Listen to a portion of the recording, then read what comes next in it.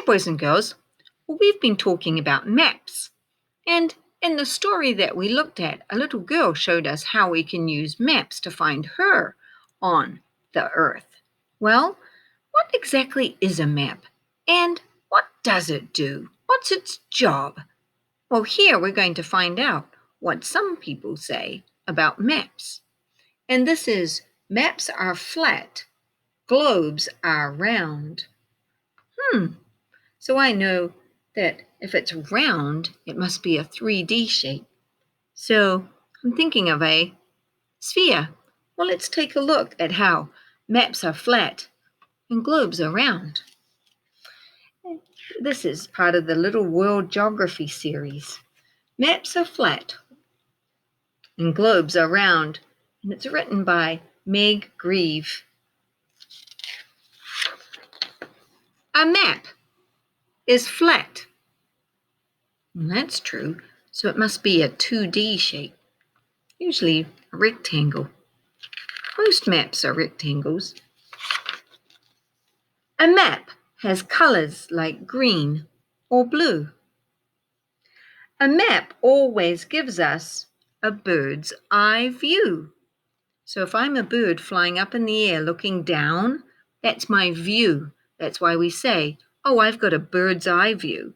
That means I can see everything. I'm up high and I can see it all.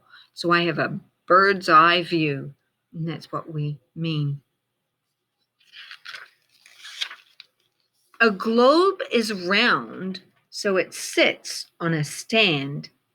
And that way we can spin it around to look for the places that we want to see. Turn it around to see oceans and land. I like these bolded words. Those bolded words means if I don't understand what this word is, I can look in the glossary at the back of the book and find the word, and it will tell me what that word means. So there's oceans, and here's oceans in the glossary, which means oceans are the largest bodies of water on Earth. The water is salty. There are 5 major oceans: the Pacific, Atlantic, Indian, Arctic, and Southern. Now I learned a bit of information about this one word.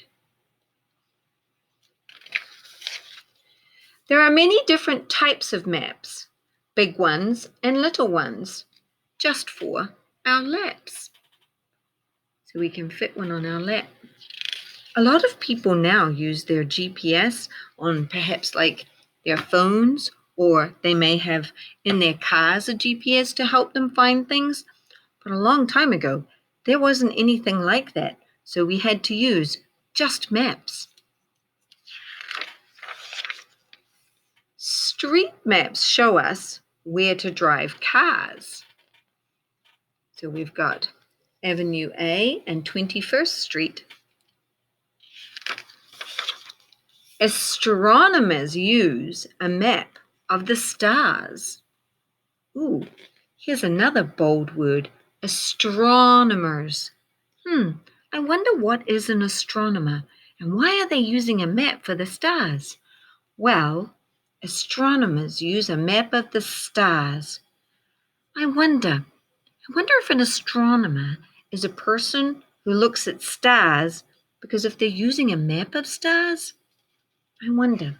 Let's take a look in the glossary. So we're going to go to the back and find, there it is, astronomers. Astronomers are people who study objects in outer space. Now I know what an astronomer is. Astronomers use maps of the stars, telescopes, and computers to study the universe. So now I have another wrinkle about the word astronomers. They study the universe. Divers use maps to explore the ocean floor. So if I'm diving down and I need to know where it is the deepest and where it is the shallowest, then I can use this map, as it will tell me the depth of the water and what the topography of the land is like under the water. The topography is the shape of the land, whether it is hilly or flat. You might use one to find a toy store. Oh, look, if you're on 21st Street, I can find my toy store. Great, because I've been really looking forward to buying another set of Lego. If you like to hike, walk, or roam, a map or globe will get you home. And then here's our glossary using those words that we were looking for. Astronomers, divers.